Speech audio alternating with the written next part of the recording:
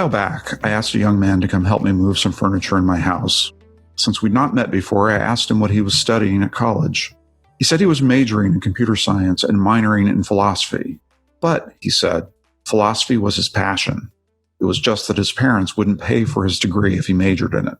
STEM degrees are often held up as the ideal career path of choice for those seeking stability, financial success, and a higher rung on the ladder of social prestige. Not all of those who pursue a STEM degree and enter the scientific and technological fields find the stability or the fulfillment they hoped for. Recent studies show that around 30% of those graduating with STEM degrees either never use them or leave their fields within 10 years. My colleague Dan Cox and I published an AEI report last month on outcomes for STEM workers, where we found both expected and unexpected results. While STEM workers were generally enthusiastic about their jobs, there were some unexpected downsides. Women and racial and ethnic minorities, we found, experienced a less welcoming atmosphere in STEM careers and perceived many obstacles, a view that wasn't shared by their white and male colleagues who dominate STEM occupations and didn't see women and minorities as facing more obstacles. We also found that associate's degrees don't provide the same long-term economic payoff as many think they do, creating question marks for the value of career and technical education compared to bachelor's degrees. Dan and I discussed these findings and others in a recent webinar we hosted with Audrey Van Bellingham, the business lead at Facebook, and Nicole Turner-Lee, the director of the Center for Technology and Innovation at the Brookings Institution. The following audio is a recording of that event. Good afternoon. My name is Brent Orrell, and I'm a resident here at the American Enterprise Institute, where my research focuses on job training, workforce development, and criminal justice reform.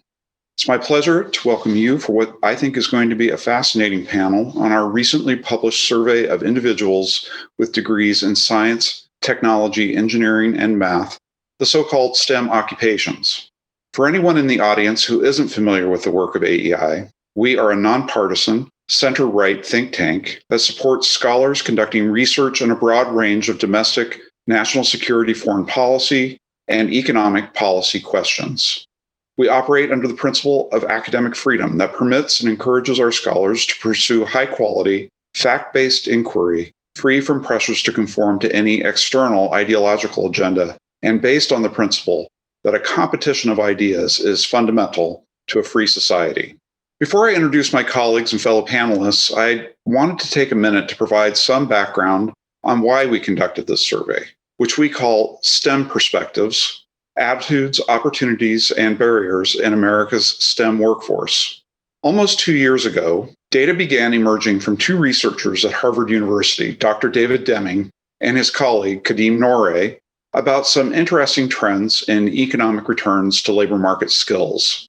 To summarize this briefly, the Deming-Noreh research shows that the highest rates of return are to so-called non-cognitive skills, which are also sometimes called soft skills, professional skills, or as I call them, implicit skills. Technical skills, like those acquired through STEM training, are also valuable, but unlike non-cognitive skills, they are subject to decay and obsolescence driven by technological change. Additional research found that large numbers, as much as 40%, of individuals with STEM degrees never ended up in a STEM field. Among those who receive STEM degrees and work in STEM occupations, about 30% leave the STEM field within 10 years. For me, these findings raised a number of questions. Are we overemphasizing STEM education and pushing students into fields for which they lack a deep, long-term interest and ability? How do individuals who work or who have worked in STEM see the relationship between technical and non-technical skills like communication, critical thinking, and management? And how do these non-technical skills influence career longevity and trajectory? And perhaps most importantly, what sorts of working conditions might be leading those with STEM degrees to withdraw from STEM careers and seek new professions? To help us explore these issues today, I'm joined by my co-author, Daniel Cox, who leads AEI's Domestic Policy Survey Research Program. Dan will be providing us with an overview of the key findings from the report.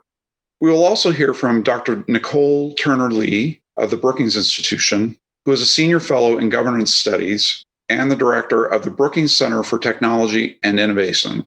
She also is the co-editor-in-chief of Tech Tank, a blog that focuses on new developments in science and technology policy and how they affect healthcare, education, economic development, innovation, and governance. Dr. Turner-Lee graduated from Colgate University with a magna cum laude and has an MA and PhD in sociology from Northwestern University. She also holds a certificate in nonprofit management from the University of Illinois, Chicago. We're also joined by Audrey Van Bellingham, who serves as business lead in Facebook's infrastructure group, managing the execution of complex cross-functional operations and programs. One of the strategic initiatives she supports is Facebook's Return to Work program, a 16-week immersive program designed for people who have been away from work for 2 years or longer and are looking to re-enter the workforce full-time. Ms. Van Bellingham has been named a Woman of Influence by the Silicon Valley Business Journal and has been recognized by the U.S. Department of State as a technical mentor to women in the Middle East and North Africa. She holds a bachelor's degree of science in electrical engineering from UCLA and a master's of business administration from the Haas School of Business, University of California, Berkeley. I think this will be a stimulating conversation about a critical industry and its workforce. I hope you'll stay with us to the end of the program, where we'll have an opportunity for the audience to have a dialogue with our panel. And now I'd like to turn it over to Daniel Cox, who's going to walk us through the key findings from STEM perspectives. Thanks, Brent. So we've already, I think, covered at this point why we did it. So I'm going to dive into what we did and how we did it to start off. A bit of background about the survey that we conducted. It's a national random sample of around 1,400 adults age 18 or older who had associate's degrees or higher, who self-reported that their degree was in science, technology, engineering, or math, STEM, and they lived in the United States. The field date for the survey was about last year, early August to mid-August, and the interviews were conducted through an online panel using Ipsos web-enabled knowledge panel, a probability-based panel that's designed to be representative of the population. I won't go too much into the weighting, but we did pretty consistent weighting for the surveys as done sort of by large for national studies of this sort. So weighting on age, race, education, and other important demographic factors. The margin of error for the survey is about 3 percentage points. Another important thing to go over before we jump into the findings is just how we identified STEM graduates, which are the folks that we were interviewing. And for terminal bachelor's or associate's degree holders, we asked a self-reported question: was your degree in the field of science, technology, engineering, or math? And we included some examples of this, such as computer science, statistics, biology, physics, etc. For those who had higher level degrees, master's or PhDs, we asked if any of their degrees were in STEM, and if so, they qualified to be included in the study. One caveat here: in order to try to address some misclassification, at the end of these screening questions, we asked folks to provide their actual degree, so we're able to get a sense of folks who may have misidentified themselves. And we actually ended up removing about 147 respondents due to this kind of misclassification for a final total sample size of 1,368. And a lot of the folks we ended up removing were in nursing or those type of degree programs. Quick info about who we talked to: 15% of the sample, STEM grads have associate's degrees, half have bachelor's degrees, about a quarter have master's degrees, and 13% of STEM graduates have professional or doctorate degrees. There is a pretty significant gender skew, perhaps not surprisingly. About 2/3 of STEM degree holders are men, about a little bit more than a third are women. Again, pretty consistent with much of the previous published work on this subject. We find that Hispanic and Black Americans are significantly underrepresented among STEM degree holders. White and Asian Americans are overrepresented. Asian Americans represent 6% of the overall adult population and 14% of all STEM degree holders. And conversely, Hispanics make about 18% of the total US population, but only represent 9% of STEM graduates. So jumping into some of the main findings, look first at perceptions of the STEM industry and employment priorities among STEM graduates. By far, the interest in the subject matter is the most common consideration that STEM degree holders cite when they explain their reason for selecting their major. And this was true across age groups. We see that 90%, more than 90% of 18 to 29-year-olds and 86% of those 65 and older cited that interest in subject matter sort of drove their decision-making. It's notable, though, that for younger STEM graduates, career opportunities play a significant role in their decision-making. For instance, 64% of young STEM graduates say job opportunities in the field were an important consideration, while only 37% of older STEM graduates said the same. Younger STEM graduates were also far more likely to cite salary and job security considerations when selecting their major. We found that STEM graduates do not feel that many regrets about their academic decisions. The most common regret was not taking advantage of internship opportunities at their school. About a third said that. Only 20% said that they would have opted for a different major altogether, and 16% said they would have taken more classes outside their major. Importantly, female degree holders are far more likely than male degree holders to cite an interest in choosing a different major. About a quarter, 1 in 4 female STEM degree holders said this. And there are differences across racial and ethnic groups as well. Asian STEM grads, interestingly enough, are more likely than any other racial or ethnic group to say that they regret their major decision. This is one decision that they would revisit if they could. Across the board, STEM graduates genuinely agree that work in the field is interesting. About 9 in 10 say that interesting work describes the field at least somewhat well. And there's also widespread agreement that STEM careers are generally well compensated. At the same time, we found that about half of STEM grads say that the feeling of being replaceable is an apt description of work in the field. And close to half say that high turnover and a lack of investment in employees by employers describes the STEM field fairly well. Notably, associate's degree holders are far more likely than others to say that STEM workplaces are characterized by turnover. Despite these evident concerns expressed by a significant number of STEM degree holders about work in the field, by and large, we found that they believe the field offers a number of competitive advantages when compared to other career trajectories. STEM grads are much more likely to say that STEM jobs offer opportunities to make a meaningful contribution to society, believe that STEM work is more respected than other careers than not, and offers comparatively better compensation. And we found this is pretty true across education level, gender, and race and ethnicity. Jumping now to workplace experiences and perceptions of problems in STEM, one of the interesting things that we found is a sort of considerable disconnect between the perceptions of men and women when it comes to obstacles faced by women in STEM. So a majority of female STEM grads say that women face more obstacles in STEM than they do in other careers. But only 34% of male STEM grads say the same. So a pretty significant disconnect there. And notably, 15% of male STEM grads say that women actually face fewer obstacles in STEM than in other careers. There's a similar pattern in views about the difficulties faced by Black Americans in STEM. And we found that more than half of Black, Hispanic, and multi-race STEM grads say that Black people face greater obstacles in STEM than they do in other fields. And again, this is a view held by about half as many white people in STEM. And if you're wondering why we didn't break out those other racial groups, it turns out we didn't have a large enough sample. So we had to collapse people who identified as African-American, Hispanic, or multi-race. So again, really significant disconnects between the perceptions of white STEM grads versus others. And what about white people in STEM? Well, across the board, a few STEM grads believe that white people face greater obstacles in this field. But interestingly, we found that few white grads say that they face fewer obstacles in STEM. So they don't believe that they have it easier necessarily. While more than half of Black, Hispanic, and multi-race STEM grads express this view. So again, there's a considerable disconnect there. When it comes to just the workplace environment, we found some pretty significant differences, again, along the lines of gender. When it comes to the racial and ethnic composition of STEM workplaces and the gender combination, we found evidence of significant imbalances in these workplaces.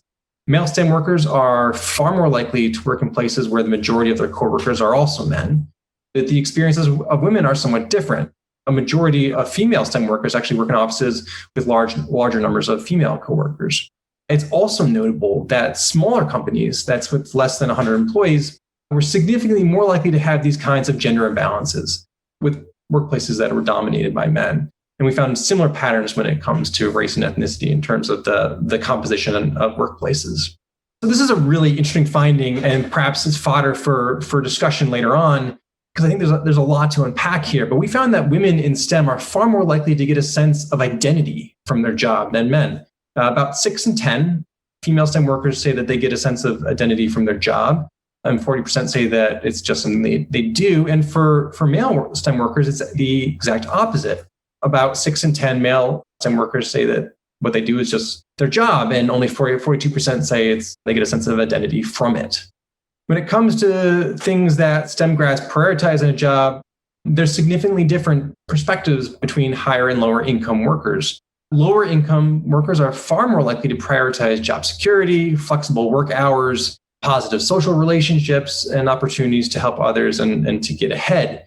Among higher income workers, those making over $150,000 a year, pay and opportunities to work on interesting projects are the two that really stand out and are far more important than anything else. There's also a pretty striking generational gap in views about the skills or experience that is important to succeed in STEM. Younger workers are much less likely to emphasize interpersonal skills, communication skills, and critical thinking. And I think what's really notable here is that older STEM workers are far more likely to prioritize interpersonal skills than analytic ability or computer skills, while younger workers are about as likely to say that interpersonal skills and these analytical abilities and computer skills are about equally important. This is a part where I think there's a lot to unpack here and good fodder for later discussion about why we see this differences between older and younger STEM workers and what they're prioritizing here. Lastly, I want to talk about career satisfaction and leaving STEM. This is what Brent alluded to. Previous work has shown a significant amount of STEM workers leaving, and we sort of dug into this a little bit to try to understand the reasons why. So overall, more than half of STEM graduates report that they are currently working in the STEM field. About 1/3 are working elsewhere, are retired or unemployed, and about 1 in 10, a little more than 1 in 10 STEM grads never entered the field in the first place. Again, notably, there are significant gender differences here. Fewer than half of female STEM grads are currently working in the STEM field compared to 57% of male STEM grads. Female STEM grads are far more likely to have left the field. And we asked a whole slate of questions to try to get underneath this to understand why people were leaving. And the most common reason that we found for leaving the STEM field is a change in professional interests or family responsibilities. Although we should note that a large minority of respondents said that the feeling undervalued or the lack of advancement opportunities and compensation were in the mix as well. And again, perhaps not surprisingly, there are some significant differences between male and female STEM workers. If you look at the reasons that male and female STEM workers who left the field cite for leaving, again, it's a pretty distinct pattern here. Female STEM workers who left were about twice as likely as male STEM workers to cite family responsibilities, which was an impetus for leaving, where male STEM workers were somewhat more likely to say that a change in professional interests was a guiding reason. Notably, too, that the female STEM workers who left were also more likely to say that their contributions were being undervalued and there were fewer opportunities for advancement.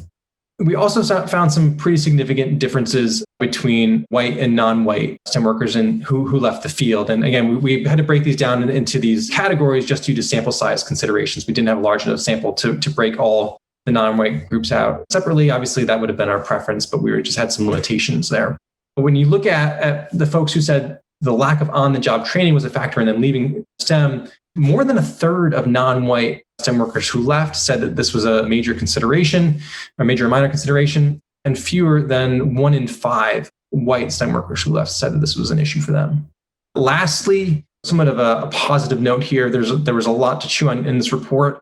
But one question we asked is actually at the end of the survey was, would you simply recommend a STEM career to a young person who is trying to make decisions about academic pursuits and what they want to do afterwards?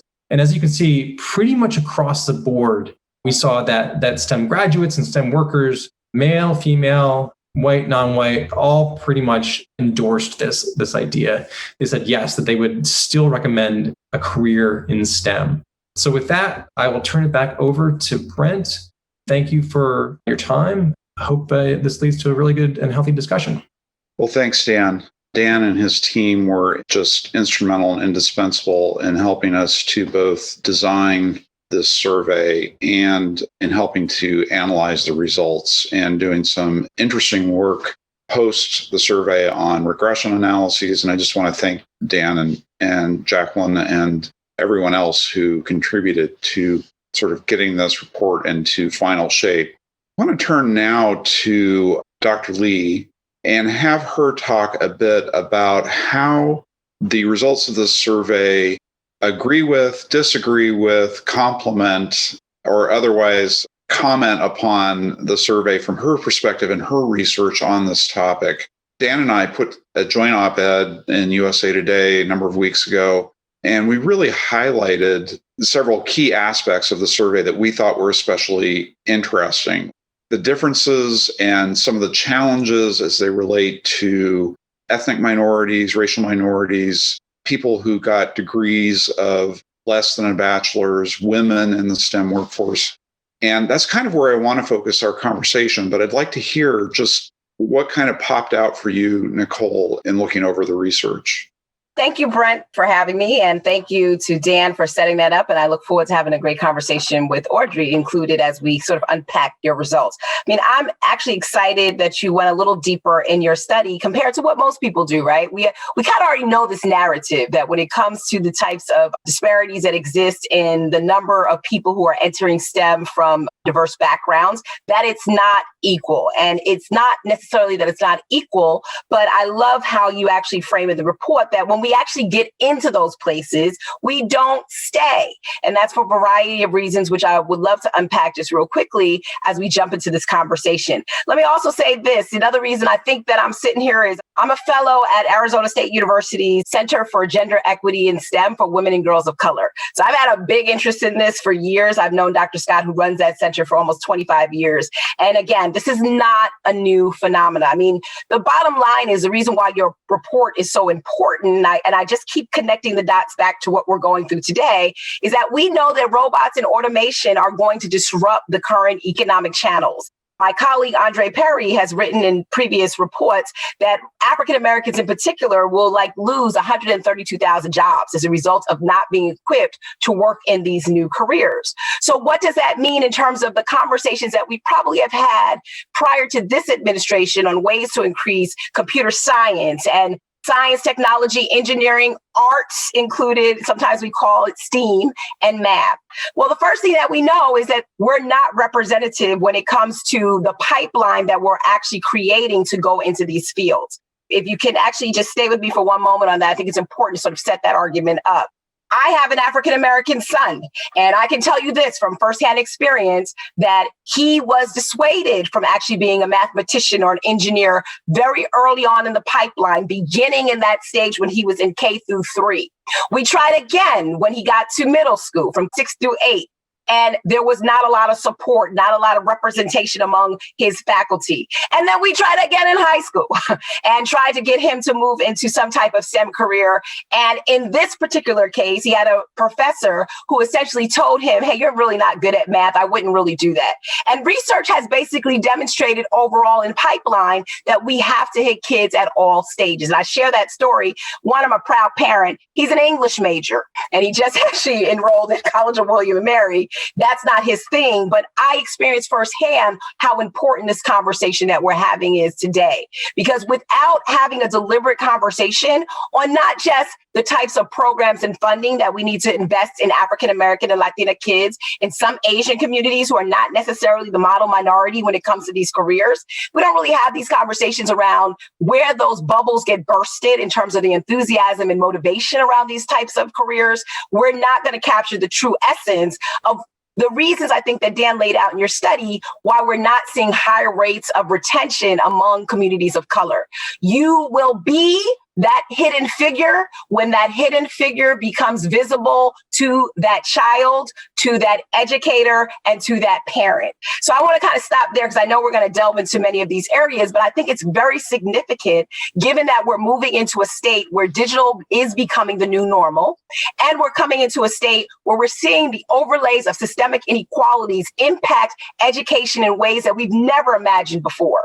And if we can't get right, and I'm sorry for this plug, the fact that we need kids with devices versus textbooks as we battle through the pandemic, how the heck are we going to get right the fact that we need to invest in our kids for these emerging careers that you both put so eloquently in your paper that have opportunity and hope, provided they have a range of other support mechanisms and systems that allow kids to flourish into adults that actually stay within these particular professions? So I'm going to get off of my pulpit. Before we go to Audrey, I want to follow up on this because I think it's easy to get into a discussion about this and focus just on kind of the issues of how it affects individuals, right? How does this affect individuals like your son who were encouraged? And those are important. And I'm not downplaying that at all. But there are other issues related to the industry itself. Why is diversity important within STEM fields, do you think? It's very important. I mean, I want to reflect on a congressional testimony that I did last year. And one of the people that was actually on the panel was this gentleman, African-American guy, who was an engineer at Facebook, who, or she may remember, wrote this blog about I had to leave Facebook because it just wasn't a comfortable experience for me. And his story was really not alone. I mean, we know in terms of diversity in these workforces of big tech companies in particular, that they just don't do a good job when it comes to diversity. I think they've been very straightforward about that. Less than 2 to 3% of the frontline leaders who make hiring decisions are not necessarily people of color. And then when we do get hired, we're in jobs that are support jobs like HR, or we're in jobs that maintain facilities and stuff like that.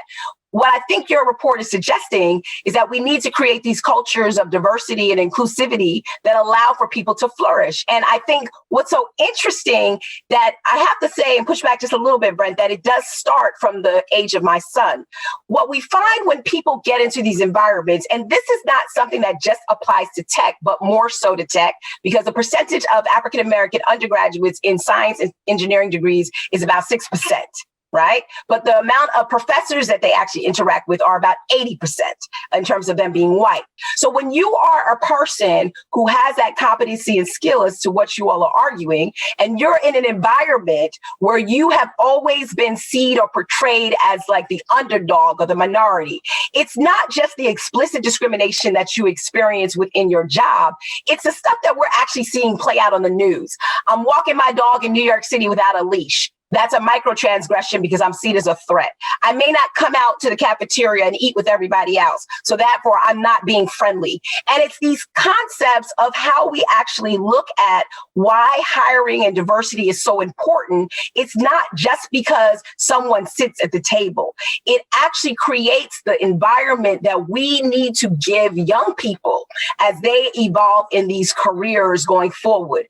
If you don't, my mom always told me, if you don't see nobody that looks like you, you're going to have to push harder and press harder to either find somebody or bring somebody else along. And I think we just have these cultures where when decisions are made, there are levels of either unconscious bias. And in some cases, what I like to call, it's not really unconscious. It's just not seen that these environments are quite homogenous. And when you place somebody in that situation who has come out of a rigorous program, who has the same skills and capacities, they will opt not to go in that environment nor stay in it, right? Because it is not some place that has created the type of comfort that we expect as adult professionals. So I think you're completely right in where you guys focus, because sometimes people don't understand why certain groups of color do not choose to take these wonderful opportunities to flourish, or even leave, let's say, DC, to go out to California to take those opportunities, because those support systems are often absent.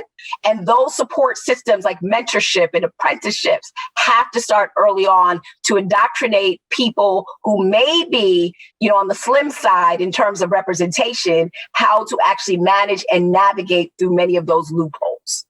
Yeah, and where I was headed with that was, one of the big challenges, of course, is if you aren't at the table and you aren't there shaping the development of the technology, there's an increased chance that the technology is then not going to serve that community well. And we've seen a number of kind of embarrassing incidents over the last several years of the technology just kind of tripping over itself. And you can just tell that the people that were building the algorithm, that were deciding on the data sets that feed that algorithm in the IT sector, this is just one sector of STEM, but because they were a homogenous group, they didn't pick up on the problems of their own thinking. And that's the reason it's bad for individuals to be subjected to that kind of blindness that you were talking about. But it's bad for the sector. It's bad for the country if we don't have people with those perspectives in the design, building, and implementation of technology. So yeah, I mean, if I can real quick before I know I don't think we're talking about, I want to just, if I can, because I'm getting old and I'll forget this part real quick, but you're right on to something, right? Because in the work that I do at Brookings as the director of the Center for Tech Innovation, we look at AI, and algorithmic bias is the area in which I work primarily. And to your point, when you think about the things that land up on the front page of the newspaper, oftentimes they land up there because there was nobody in the office that said, that's really not a good idea to use a variable of how much people invest in healthcare as to a determination whether or not they should be eligible for a program addressing chronic disease. That's really not a good idea to rely upon training data that primarily uses European structured faces to determine whether or not you can make them more photogenic. What that particular app did was it lightened the skin tones of people of color and it slimmed the jawbones because it was based on training data that particular individual in public notes basically said, I didn't realize that was going to happen. So I completely agree with you. I think as we look at this issue compared to traditional ways that we look at diversity matters not just for people sitting in there and having a photo op, but it matters because it makes your product better. It makes the inclusivity and the diversity in design much more appealing to now what is really a base of people that are so varied from us that oftentimes we don't even know who they are, right? Because it's not like you're walking into a store and somebody can deny you service. Your denial of service really can have an impact in the trustworthiness of your products. So I love that you bring that up because I think as a sociologist, I'm finally getting in tune with the economists on these kind of issues because, we've always been far apart, right? But I think at the end of the day, there's a common denominator to exactly what you said. Okay, Audrey, we want to get you in here. I really want to hear your initial kind of fresh reactions to the data that you saw today or that you were able to read in the report and what you think it means for a company like Facebook. Yes, thank you so much. And thanks, Brent, for doing the study. And thanks to Dr. Lee for all her thoughts about how this relates to what we're all facing. I do completely concur that we need diversity of thought at the table. We have full-time product groups that are running and making decisions, and those products are to be developed for a global population of all minorities, races, populations. And if those folks are not at the table in those design efforts, then ideas and thoughts get left behind. So I completely agree with what's been said so far. As far as my thoughts on the study, what I noticed and what popped out to me in particular was the discrepancy between how the underrepresented population feels that they're struggling or reaching certain obstacles or facing certain challenges, that the majority population is unaware that this is occurring, right? Something like twice as many women or Blacks feel as if they're facing these obstacles when asked of whites, is that the case? Oh no, we don't see this occurring. And that to me is very striking because that just says in the same environment, people are feeling and facing these microaggressions in front of other people who don't even realize that these are happening. That needs to stop. That need for inclusivity is so important and so paramount. Going and doing the recruiting is one thing, but if you bring people in and then you churn the crank and eventually they are not retained and they move out, then you're just pulling people in and spitting them out a few years later. And that's not how you're going to create the best products or create the best environment for people. So I appreciated that you dug deeper into the data. Usually you get that firsthand response of, do you feel as if you face challenges? Yes, we do. Okay, what are we going to do about that? Versus, well, do you think these other people are facing challenges? And if they say no, then we really have a broken system here. So I do think that it's important that we look and unpack, like it's been said before, what has to happen so that people are aware that this is going on. If allies don't realize now is the time to step up because they don't realize that someone else was feeling uncomfortable, then all the training in the world is not going to help. So we need to bring to light the situational conversations that people are facing, be very open about what's going on at work so that people can bring their best selves forward, share those ideas, stay in tech. It's got to get beyond the single digits. It's got to be in the double digits so that we don't feel as if we have such a strong minority of Blacks and Latins. I think women are coming along. I think we're starting to see increased percentages of women in technical roles. I know we are seeing that at Facebook. When we release our data, we show that the women in tech numbers are increasing. But of the other races and ethnicities, it's a little bit more stubborn as far as how far we're able to get those numbers to change. So I'm really curious, as was pointed out, this is not, a lot of this isn't surprising, right? If you're surprised by this, you really haven't been paying attention. So it's not surprising. I know the industry is trying some things. What would you say are the most promising kind of emerging strategies or ways that we, can diversify the pool, start to chip away at that blindness that we were talking about? Sort of like, not only don't think it's a problem, I'm not even sure that I know that this is going on, which is a different issue. What are the strategies for industry in terms of trying to address this tremendous disconnect in perceptions within the workforce? I think we've come a long way in the training aspect. We used to just bring people into a room and talk about bias. Now we talk about how it's unconscious. We don't blame people for these situations. We're just more trying to allow them to uncover and reveal when this happens. So we're talking more about allyship. We're talking more about participation, mentoring, bringing people into the fold in the mix of decision making. So I think that's one aspect of it. I've also seen a lot more in the way of publicly sharing representation data. This has happened really in the last 5 years, where companies are publicly sharing, okay, this is the number that I have, and this is the number that I want to get to. And that's going to hold companies accountable for reaching some of these long-term and long-range goals. So for example, at Facebook, we have a 50 and 5 initiative. So in 2019, we announced in 5 years, we want to get to 50% underrepresented people. This year, we announced we want to increase the representation of people of color in leadership by 30% in 5 years. And these are huge numbers to have to reach. It's going to take 5 years to get there. But at least companies are starting to come forward and say, this is my goal. Hold me accountable for this. And I will make sure internally that we're measuring and that we're allowing for the planning necessary to get those numbers to move in the right direction. Nicole, did you want to jump in on something? No, I agree with Audrey. I think that we have experienced in this country in the last 2 months, I think, the greatest diversity lesson that any of us could ask for. And we are thankful to George Floyd for being that sacrificial lamb that opened our eyes to just how entrenched racism and discrimination are. And I think, to Audrey's point, it also really, with the companies that wrote checks, I know with the companies in Silicon Valley, for example, millions were exchanged and offered to organizations that were expressing and advancing causes for people of color. But here's the deal, man. You can give the check, but you also have to demonstrate that in your C-suite, in your executive rooms, as well as among your business decision makers and product designers. And let's not just say that everybody who works at a company like Facebook has to be an engineer. There are other jobs that people can do. I'm a sociologist. I talk about science and tech all the time.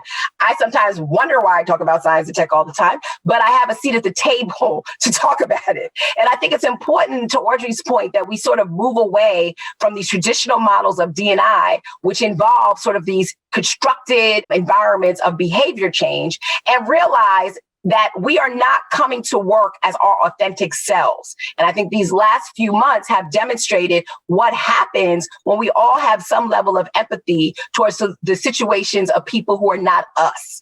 And I think if we were able to package that and bring that to places who find nothing wrong in looking around a room and just seeing Caucasians or just seeing men, we got to figure out how to get past that, because without metrics, and I love the idea, we just did a podcast at Brookings on race and tech with former FC chairman Tom Wheeler and my colleague sociologist Rashawn Ray. And one of the things that they brought up is, could you put together an equity dashboard or index that could get at some of the things in the report that you're talking about, that not just measure numbers, but the quality of the work environment, the ability of adaptation, the commitment to making sure that there's a Rooney Rule when it comes to talent identification of women and people of color and people with disabilities. All of that matters, but unless it's strategic, intentional and comes with some layers of consequence or incentive, we're going to keep saying, like Audrey said, we're going to bring people together, shame the devil out of them, and then hope that they're going to go back and be different. That's not going to be the case. And I think your report really indicates that as the tech sector and technology generally booms, we have to do better to ensure that our workplaces look very much like our world. So we've talked a lot about the industry, some of the changes that are going on, some of the changes that are needed, new strategies. I'm curious about the other end of the pipeline from both of your perspectives. What do we need to be doing to develop the talent so that there's more people for the Facebooks and the Googles and the engineering firms and, all of that? What do we need to be doing to strengthen the other end of the talent pipeline from your perspectives? We'll start with Audrey.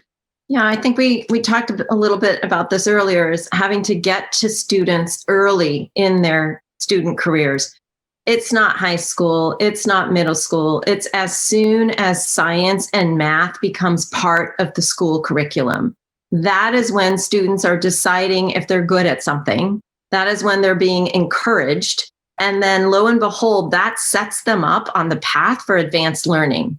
When you go and apply for college and the colleges ask you for Math 2 SAT scores to join their engineering programs, and they ask you if you've taken pre-calc or calculus, and you go back and think, well, why haven't I done this? You're tracing back to decisions that were made when you were a child in grade school on whether you were going to take that advanced math class or the regular math class. And you're trying to make that decision based on what you see coming in the future. And it's very hard to correlate whether or not you want to work harder in math to whether or not you're going to become a computer scientist or an artificial intelligence engineer, a performance engineer, right? All these other wonderful careers that you opted out of because you made a decision early on. So we have to get to students earlier. And we have to show them that what's possible when they work hard and when they go for those areas that they have strong acumen in, and not to be discouraged. I was fortunate. I had a father that's an engineer.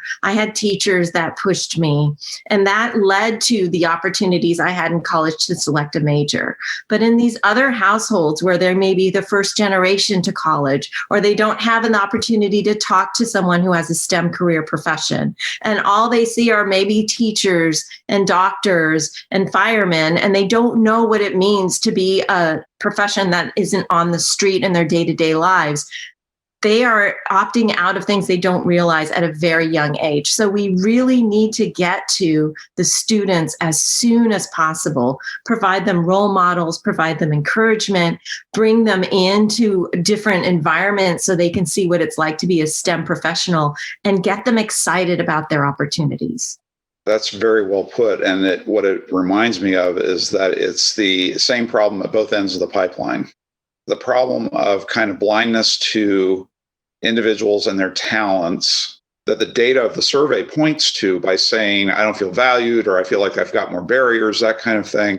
That's the same thing that's going on in these early decision-making processes of kids not being kind of encouraged to surface their interests, and then to have those interests validated and encouraged and nurtured. It's really kind of the same problem. Nicole, did you want to address any of that? Yeah, no, I agree. I mean, and I think, shameless plug, I'm writing a book on the U.S. digital divide that'll come out next year. And I think we also sort of dismiss the fact that some of these kids do not have technology as like an ordinary average household item. I mean, what we're experiencing today is that we finally figured out that we have an equity concern when it comes to people having the actual tools within the home to explore that. I mean, I was looking at my Facebook feed not too long ago and just admiring all the photos of friends who have the setup of the big screen for their third grader and the laptop and this. And I'm thinking about unequal disparities of young people who barely grow up with any type of device or a feature phone, or may have 5 siblings and 1 computer. I mean, we all start there. I mean, I want to speak to what Audrey said. I grew up with my father was an architect and engineer. 3 girls. My mother was a school teacher. But one of the things my mother used to always say to us is, I don't like math. I don't do math well. What we speak into kids actually has a lot to do with that, in addition to who they hear that coming from. And I can remember growing up and taking statistics in graduate school and sort of psyching myself up to get beyond that narrative. That is not unusual. It's the same thing I experienced with my son. We transfer those values onto our kids, but when we are limited in our ability to resource them well, to allow them to be part of the conversation, that's what we get. I have been part of these conversations with Bishop T.D. Jakes, which is a big mega pastor in Dallas who has been on TV and I know him. Yeah, he just put together a foundation. And in that foundation, he brought together academics and program people, but they actually ran a STEM program this past 3 months with kids. And I was surprised to hear that they serviced about 3,000 low-income kids. And what they did was they gave them devices, but they were committed to sort of bridging that digital divide so that kids could actually get online and get what they need out. And they were just excited about the enthusiasm. I would say, Brent and Audrey, I think that the matter of fact is you become what you see, and who encourages you and motivates you gets you there. But as Audrey said, those things sort of happen when you're early in development. And when you get to a stage that you are now a professional, the same rules often apply. And we also need companies to also encourage the development of employee resource groups as well, Brent, so that people who have common concerns and interests, like the ones that you identify in your study, can feel that it's okay to convene about those common concerns and interests and talk about those blockades that actually may limit them from sort of reaching the apex of their career. I always tell people it's almost like if we want people to sit at the table, we have to make a place setting for them. And if we want them to eat, we have to give them the utensils. And if we want them to engage in the conversation, we have to put them in the middle of the table and not at the end or in the overflow. And what is unfortunately very typical is that the people that you identified in the study, that's where they are. They're on the back end of the table, or they're sitting on the small extra table that is the overflow, and they're not in the middle of the conversation. And that applies not just to tech, but all over. I can, attest to that myself. But when people make a place setting for you, it changes the game and it changes the nature of the dialogue.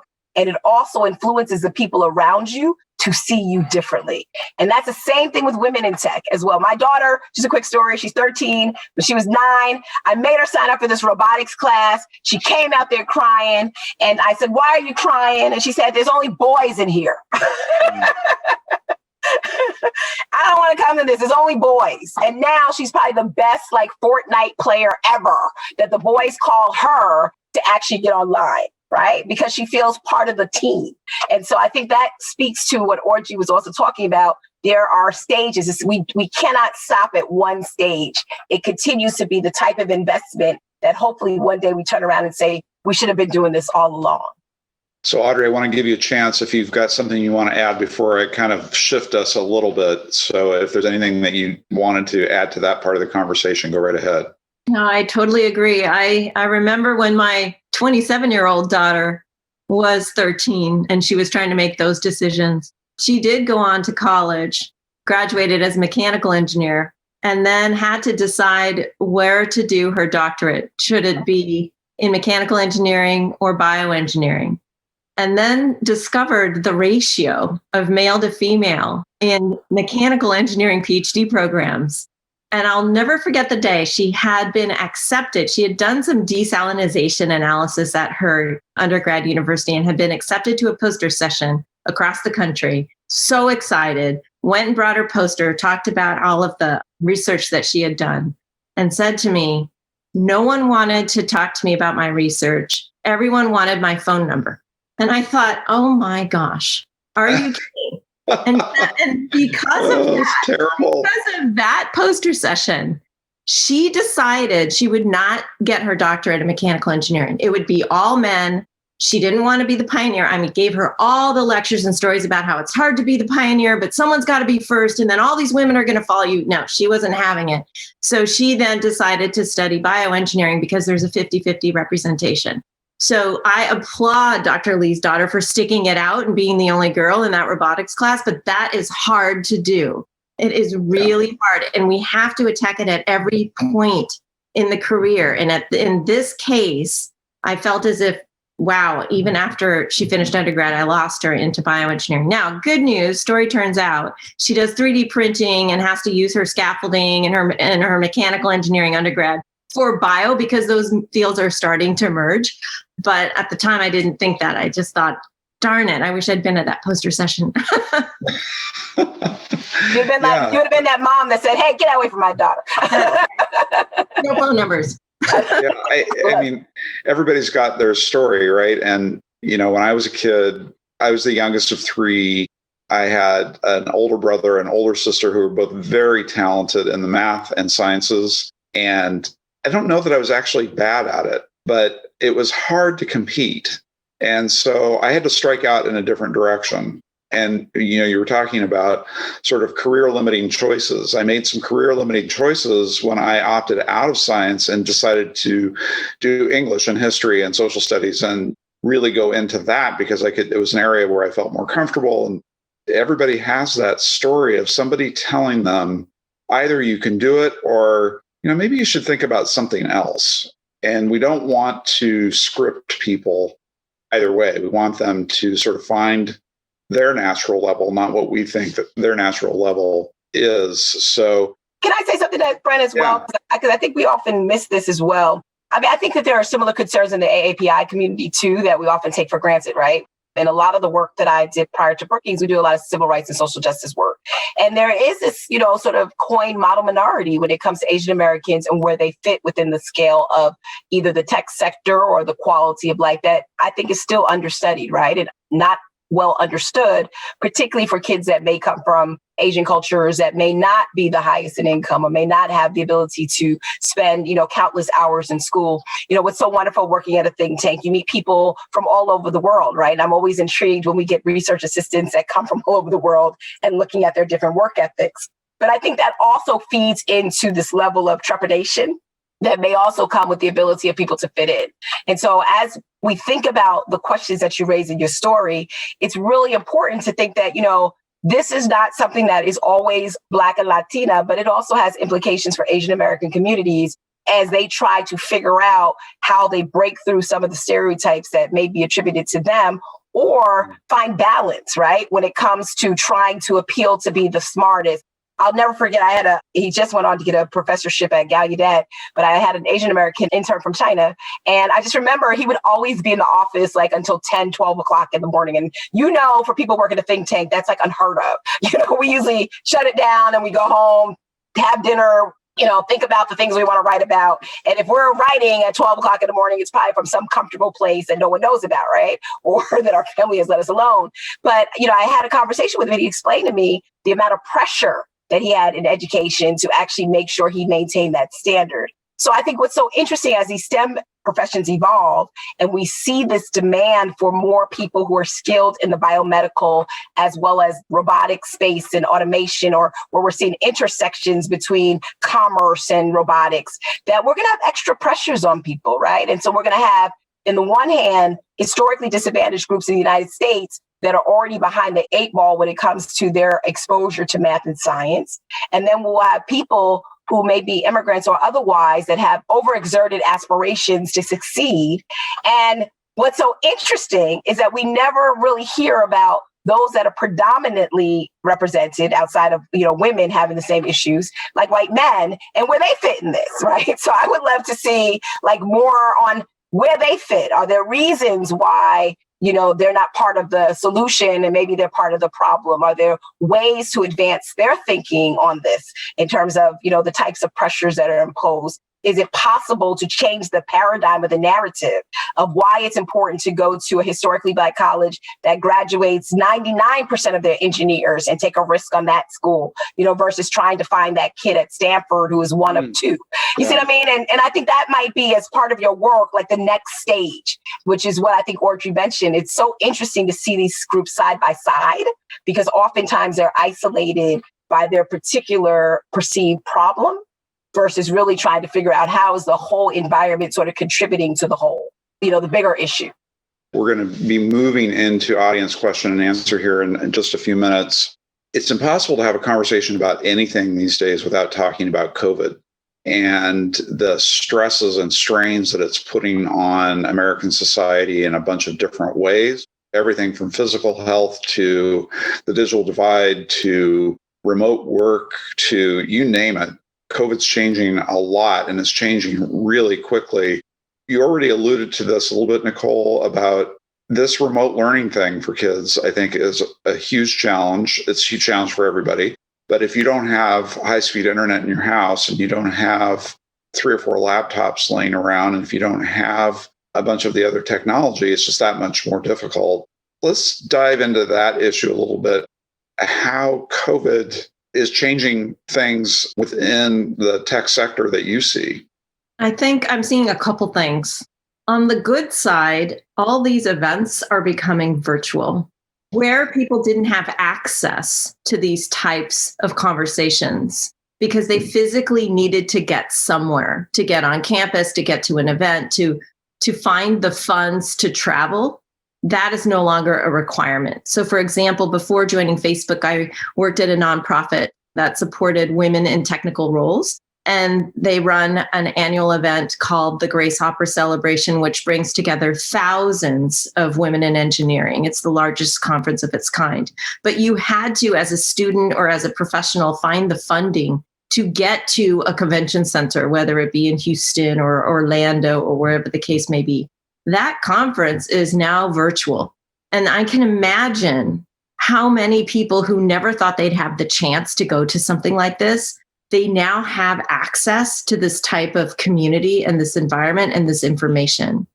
So I love the fact that COVID has now brought a little bit more of a level playing field in the sense that those who have the technology, but maybe not more of the funds to get to some of these events, they can now participate. On the flip side, what we're seeing is, and in particular for women, there's this double burden of working remotely, which is hard enough because the social circles seem to be more among men. And so trying to break into those is difficult when you're remote. But then also the caregiving associated with having to homeschool your children, having to take care of your elderly parents, having to do all of that additional work because COVID doesn't allow for other people to participate in some of that extra caregiving requirement. And what worries me is the longer this goes, the further behind those people are going to get in their career progression because they're not going to be able to fully participate given these other demands. And the same goes for underrepresented people. I'm more familiar with the gender inequalities, but the same goes for underrepresented people who have more challenges that they're trying to balance as they're trying to work. So I see some positives, but then I also see a lot of stress. And I think it's only been about 6 months. And what will happen is as this elongates and the longer it takes to then go back to what we're familiar with so that we can fully participate, the more likely it is that we're going to see the majority advance at a faster pace than the underrepresented people. And that worries me. It's one of the underappreciated impacts. It's sort of slowly dawning on us now that, yes, the current workforce can do its job pretty fast and effectively and save a lot of commuting time. But that whole idea of kind of the social aspect of work, there's some kinds of communication that can only happen when we're actually physically present with one another.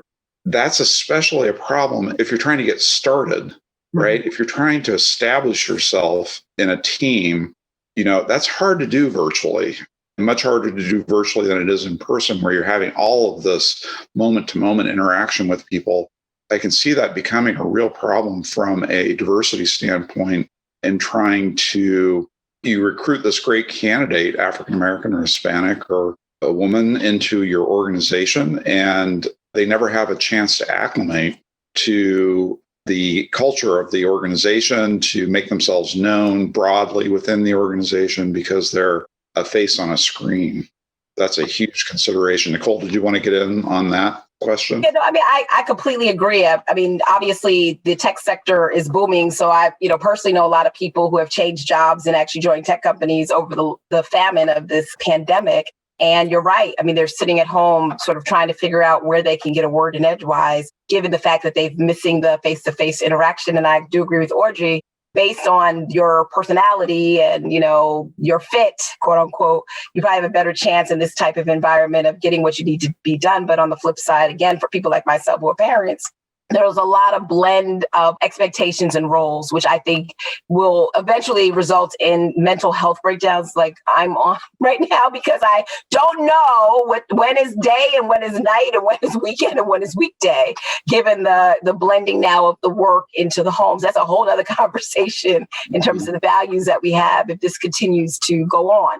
But I do want to speak to the digital divide aspect of it, because I think while technology has really demonstrated that it has been the glue that has kept us together, whether it's using Facebook to get information on COVID-related disease information, or if it's using Facebook to stay in touch with family and friends, or it's following Twitter to make sure you're in tune with what's happening in the world, or, staying on Instagram just to get that moment of relief to see people that you love, or TikTok, whatever the platform of choice, it's actually allowed us to engage in ways that I think bring some comfort to all of us. But it is very lonely, and that's the title of my book, is Digitally Invisible: How the Internet is Creating the New Underclass, if you're not part of that conversation or discourse, or you don't have the tools to be competitive in this environment.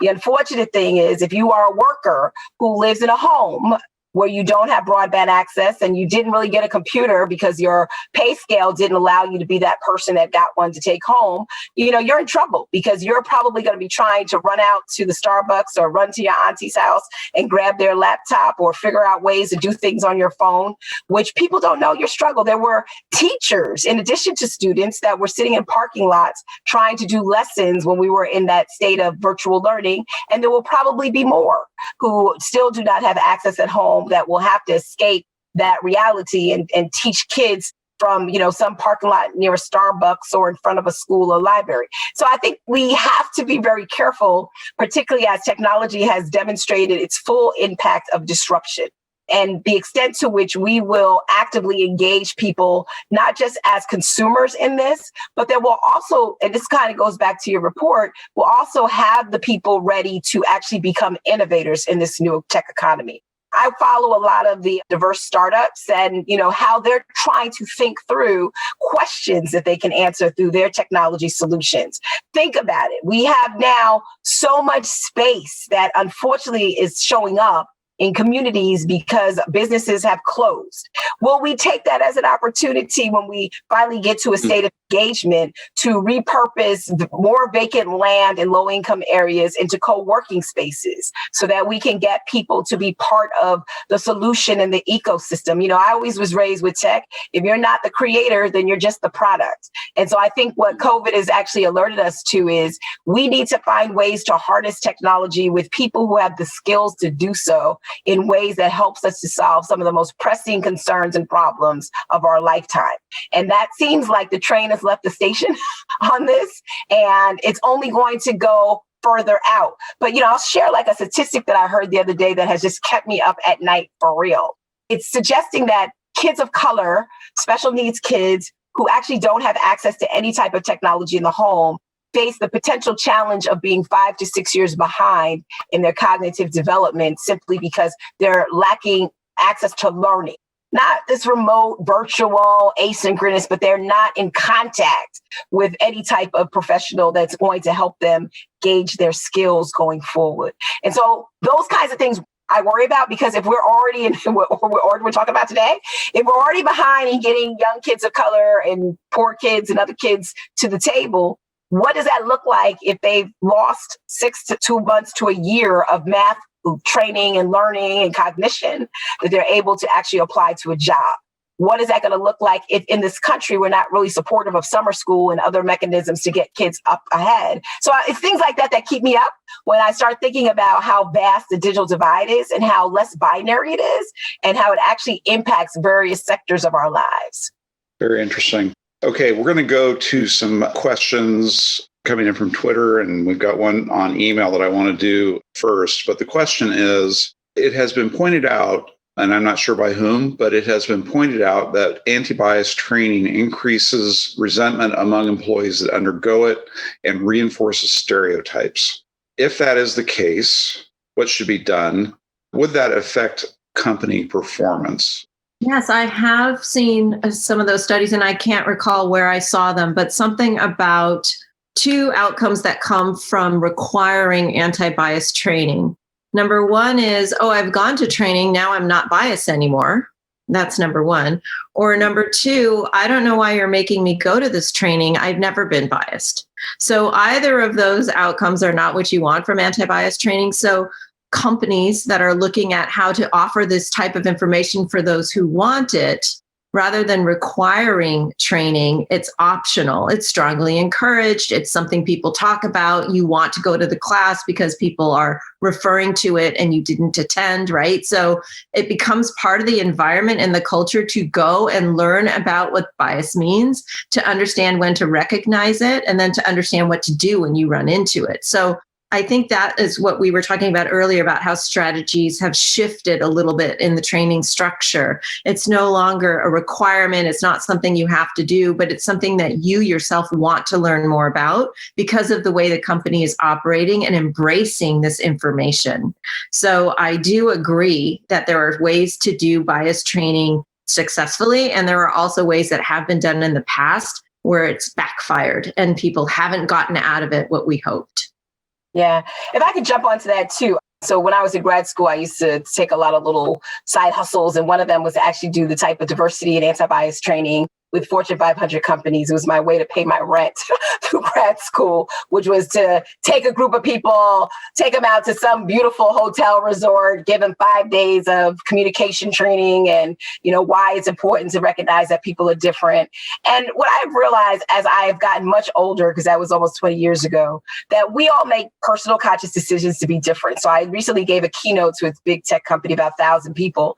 And one of the things that I said is that when we are now in this environment where we're actually having very complicated and very sensitive conversations about race, that is probably the moment in which we will all realize that it was probably okay back then to have complicated and sensitive conversations about race. It's only in those moments where we think that these conversations are divorced from our realities, is that's when we actually mess things up.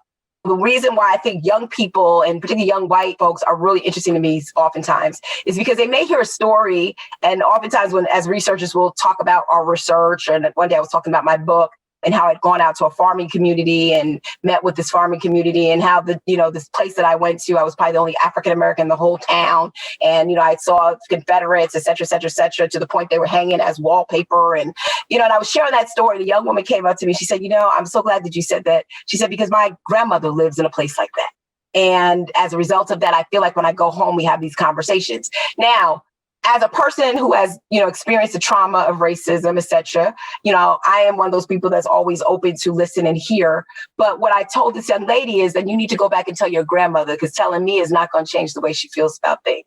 And I think it's that way of getting people and corporations to understand that these experiences of race are so historically embedded in our culture, and they allow us to live these compartmentalized lives where we can go through anti-bias discrimination at work, and we can still say things that are very uncomfortable and very unacceptable in our work circles that are personal. And it's until that time that people understand the authenticity of what it is to just be you, and to recognize that we're all fallible. We all come with different norms, assumptions, values. That's why I think it's so important to your early question, Brett, about inclusivity in workplaces when we're designing products. We need to have workplaces where it's okay to hear from a sociologist. It's okay to hear from a kid that went to an HBCU. It's okay to hear from a person that went to a private elite liberal school. It's okay because it's that difference that makes us better. And I think that's what has happened over the last decade or so, is that particularly in corporations, what I found in my D&I work is that we've contrived these environments and allowed people to do things without incentive, honestly, but to change a behavior that doesn't tie back to the performance overall, but it doesn't tie back to the fullness of the experiences of human beings. And we haven't given people a safe space to be able to have those conversations. I think that's very well put. And one thing that I've been thinking about in this regard is that we have sort of different buckets of this problem, right? We have a systemic racism problem in which historical practices are so embedded that they're invisible. So you've got that problem. You've got a systemic disadvantage problem which applies to people kind of regardless of race. I mean, if you're coming from Appalachia in this country, you're a white person from Appalachia, you are subject to systemic disadvantage just by the way that you talk. And I think one way of kind of getting at this, really talk about the positive side of systemic difference, that we need those differences.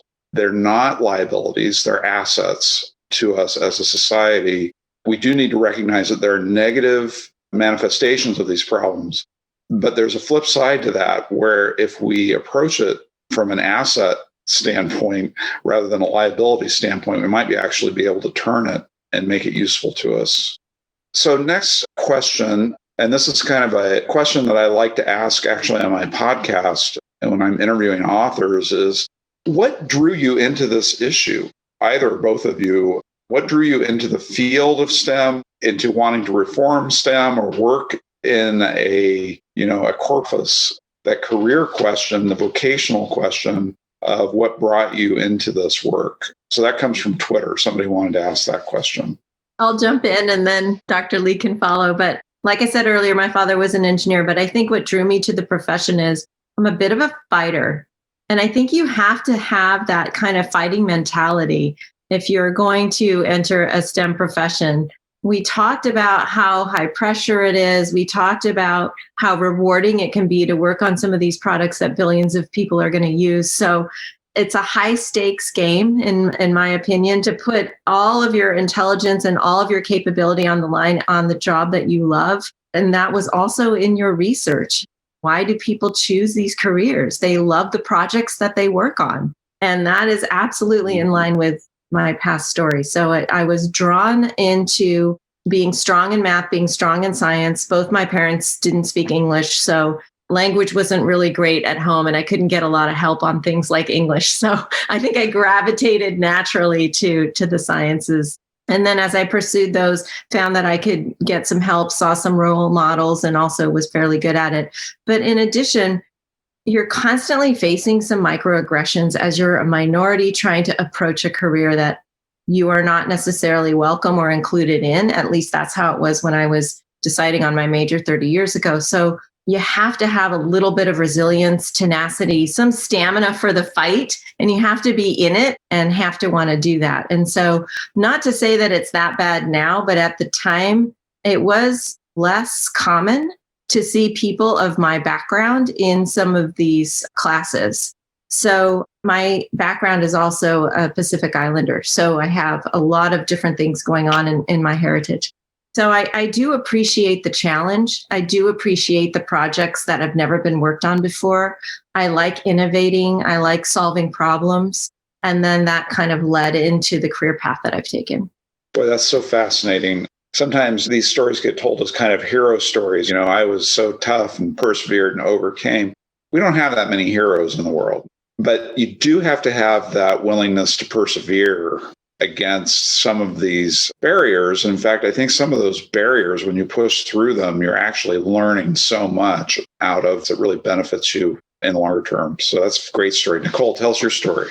Yeah, no, it's so interesting. So I didn't like math and I really didn't like science, but being the child of an engineer architect, as well as a mom who was a very forceful school teacher, we were told to succeed. So I did. And when I chose the field of sociology when I was at Colgate University, it was one of those areas that people are like, well, what are you going to do with a sociology degree? Well, fast forward many, many years later, I'm at Brookings, okay? And you're sitting next to AI. And so, I think I got into tech, to tell you the truth, because one, as a social scientist, we're still trained in a methodological approach to look at society. And our way that we look at society in terms of statistics is really around frames of institutions and people and the intersection of, how these structures sort of all evolve. So when I sit with my engineering and computer science friends now, as I'm doing more artificial intelligence work, what it suggests is that my range of thinking is as important as theirs. And what drove me to really get to the stage where I sit at now, and I'm one of the few people who work in tech policy who is not a lawyer, was because of this interest in humanity. And I tell students all the time when they ask me, well, how did you go from a sociology degree to a PhD on collective memory of African Americans to now doing tech policy for over 25 years, specializing in everything from spectrum policy to infrastructure to digital divide to AI? I said, one, because I realized that the inequities that undergirded this evolution of tech needed somebody to deal with that. And so that's how I pushed through. It was very interesting when I first came to DC. You weren't always asked to be on the panel. There were a lot of, this Brent, a lot of networking things where, people have been around for a while. And, I had great mentors and great leaders. I got to DC through former FCC Chairman Michael Powell and former FCC Chairman Bill Kennard, who believed in me. Many people along the way I count as mentors and friends who really kept pushing me to keep going. And my current environment, my current immediate boss and the president of Brookings have been equally supportive. I think for my case, much like Audrey, the thing that I wish I could apply to the people that you interview is that you got to stick it out and you got to keep talking to your kitchen table if they're at work or they're not there. There's always someone, even if it's not within your work environment, who's going to encourage you on those days of discouragement. And there will always be someone that sort of puts you back on the path when you feel that you just need to throw your hands up. And I think as a woman of color, a person who has intersectionality, you see it at all levels and stages because, tech policy is still very male dominated. But, I think like Audrey and probably like you, Brent, it is my responsibility, given what I've gone through, is to bring other people to where I'm at. So I have this full mission that I'm very, very open about, which is at some point I want to retire. And at some point I need somebody younger to do this. And I'm very, very clear with students of color and women, you have to be that person. So I'm very open to calls that come my way and people who want to learn how to get into these spaces. And I keep an open ear and just keep learning along the way. So, I have the same challenges as Audrey. And as you can tell from our personalities, we're not quitters, but it's very easy to be deflated, as you saw in your research, when you just realize just simple things don't really make you feel special or important or it's worth it along the line. It's such a good word on the question of what we do once we advance past the midpoint of our careers, right? We have this duty to spend less of our time promoting ourselves and more of our time promoting others to help bring along in their careers. I agree completely. Second question, what can companies do to address the problems with attrition in the STEM field among female workers? And then what can coworkers do? Sure. So as you mentioned in the opening, I do support the Return to Work program, which is a way that companies can bring women back to work who have decided to take a career break. It's not specifically for women. We're just seeing a large percentage of applicants and participants are women. So I think what companies need to do is just open the door to different avenues of people to come back into work or to join companies that may have non-traditional backgrounds. The Return to Work program is only one of many programs that we have at Facebook, and other companies have similar programs where we're looking at allowing people to come in, to experience the environment, to work alongside the teams, to feel as if this is an impactful career for them, and then mutually decide if a full-time position is warranted. So I think there are a lot of different ways that companies do this. Summer intern programs are another example where you come in, you have this 12-week experience, and then you decide if the company is right for you just as much as they're deciding if they would like to have you, right? And so these types of temporary and opportunities for employment are the way I think we can get different people into the office, work with them, and then bring them in full-time. Right. And I would say also what companies can do when they're, particularly women, allow a woman to call a woman and tell them about the experiences that they have. I can tell you, it's been so valuable, and I've served in that role as well, when somebody who is the hiring manager says, hey, do you mind such and such calling you? And can you give them, the scoop on what it's like to be a female at this institution or this job? I think we sort of, again, because we're sort of scared of rubbing people the wrong way, that we forget that those kind of affinity groups, they start before the person comes into the office. And so if you give them that type of comfort that they have the opportunity to ask questions from, where can I get my hair done? Or where's childcare? Or is the company supportive about X? That actually helps influence the decision I'm the person who wants to come to the company. And it also creates, I think, a bond with the coworkers because you're sort of not walking in by yourself. You actually have an ally, which as I like the way Audrey talks about that, once you enter into the door. Okay, so this will be our last question and we're going to wrap up. What can other students within STEM do to make it more welcoming? I just love that question. You both got huge smiles on right now, but I want to hear what Nicole has to say about that. Because it does strike me that, again, this isn't always about people in authority. It can be about your colleagues, the people at your own level. Yeah, I mean, I'll go back to my son just real quickly, and I promise to be short. So he's in his last year. He's in the IB program. He's got math again. And it's like every year with math, it was like between him and I, it was like, oh, Lord, what are you going to do? Are you going to study? What do I need to do? I'm like, I can't be an advocate for you. And so I once was having a conversation with him, and I said, why don't you just talk to somebody who's in your class and just see if they could actually be helpful? And I have to say, for people who are trying to figure out how to encourage other people, he ended up getting this wonderful student. It happened to be a woman who was in his class, and they spent time. Now that people have the tools that we didn't have when we were growing up, they were able to FaceTime and sort of work through problems and equations. And as a result of that, he aced his math. His last year of IB math, he got an A+. And what I was actually thinking is we need students to do more of that. And part of it is our challenge, too, as parents, to take the pressure off of them to just spend the 40 hours of studying and just focusing on themselves. But perhaps we need to say, I encourage you as a community service, or I encourage you as a friend to find somebody and just sort of help them think about math and what that looks like. And at the end of the day, I think that for younger generations will be so fulfilling. I love this question. This is such a fantastic question. I also have a son. He's studying mechanical engineering. And what I've said to him is, there are not very many girls in your class. How many girls do you have in your class? Think about how hard this is for them. They don't have as many people to reach out to. Offer your service to help them if you see that they're struggling. What we don't say is when you teach someone, you learn it better yourself because you've done that teaching. So that's number one, but you're not doing this for yourself. You're helping bring somebody else along. You also have much more advantage than a lot of other students. Maybe you need to lend your computer. Maybe you need to, provide internet access for someone. Maybe someone had to work 3 jobs and missed a class and you need to catch them up on a lecture. You don't have some of the circumstances of challenge that these folks are having. Look around you. Don't just be so focused on yourself. Look around and see how you can help other people at school. And you'd be surprised if you all helped each other, you would all do better in the class. This is not fighting for the curve. This is not trying to beat other people.